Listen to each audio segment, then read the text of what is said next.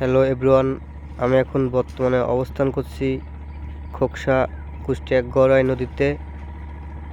আপনারা সবাই দেখুন যে একজন জেলে কিভাবে মাছ মারছে নৌকা দিয়ে গড়াই নদীতে। আর এটা হচ্ছে খোকসা ঘাট। এই ঘাট দিয়ে পারাপার করা যায় ঝিনাইদহ লাইনে, যেমন শোলকোপা ইত্যাদি জায়গায় এই লাইন দিয়ে যাওয়া যায়। ইসলামপুরেও যাওয়া যায়।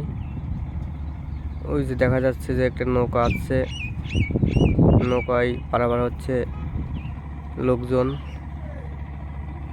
আর